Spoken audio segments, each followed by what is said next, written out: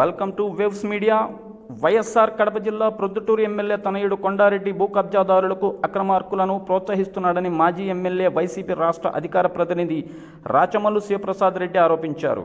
Media సమావేశంలో రాచమల్లు మాట్లాడుతూ ప్రొద్దుటూరు నియోజకవర్గం ప్రజల ఆస్తులను భద్రత లేకుండా పోయిందని, ప్రొద్దుటూరులో నకిలీ స్టాంపు పేపర్లు, నకిలీ సీళ్లు, నకిలీ సంతకాలతో నకిలీ ముఠా చేతుల్లోకి వెళ్ళిందని, దీనిపైన ప్రజలందరూ అప్రమత్తంగా ఉండాలని రాచమల్లు తెలిపారు. నియోజకవర్గంలో నకిలీ కేటుగాళ్లు ఒకే ఆస్తిని ఒకరికి తెలియకుండా మరొకరికి తాకట్టుకు పెట్టడం లేదా కోట్ల రూపాయలకు అమ్మడం, నిజమైన ఆస్తి హక్కుదారులు వెళ్ళి అడిగితే అధికార పార్టీ రాజకీయ నాయకుల అండతో దాడి చేయడం, మళ్లీ వారి మీద పోలీస్ స్టేషన్లో కేసులు పెట్టడం అత్యంత దారుణమైన విషయమని అన్నారు.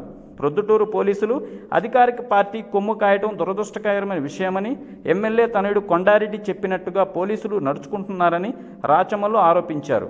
అధికార పార్టీ నాయకులు ఈ భూబకాసులను సహకరించడం ఇకనైనా మానుకొని మీ మీద నమ్మకంతో ఓట్లు వేసి గెలిపించిన ప్రజలకు న్యాయం చేయాలని ప్రొద్దుటూరు శాసనసభ్యులకు, ఆయన కుమారుడు కొండారెడ్డికి వైసీపీ పార్టీ ద్వారా ఆ పార్టీ రాష్ట్ర అధికార ప్రతినిధిగా వారికి సూచిస్తున్నానని, అలాగే పోలీస్ శాఖ పైన రాజకీయ నాయకులకు జోక్యం ప్రొద్దుటూరు నియోజకవర్గంలో విపరీతమైందని, దీని మీద కడప జిల్లా ఎస్పీ సమగ్ర విచారణ చేసి ఎవరు దోషులైతే వారిని కఠినంగా శిక్షించాలని, ఇక్కడ పార్టీలు రాజకీయాలు చూడకుండా న్యాయంగా ఎవరు తప్పు చేసి ఉంటే వారికి శిక్షించాలని జిల్లా ఎస్పీని కోరుతున్నానని ప్రొద్దుటూరు మాజీ శాసనసభ్యులు విజ్ఞప్తి చేశారు.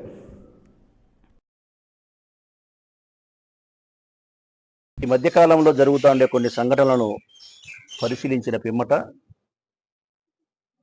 ప్రజల యొక్క ఆస్తులకు భద్రత కరువైందనేది నాకు స్పష్టంగా కనిపిస్తూ ఉంది. అన్ని రకాల ప్రజలకు సంబంధించిన ఆస్తులకు భద్రత లేదు. నకిలీ డాక్యుమెంట్ల తయారీతో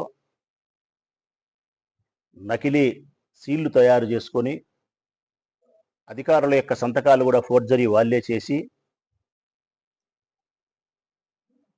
కష్టపడి సంపాదించుకున్న ప్రజల యొక్క ఆస్తులకు రాబందుల్లాగా వాలే పరిస్థితి ఏర్పడింది ప్రొద్దుటూరు పట్టణంలో.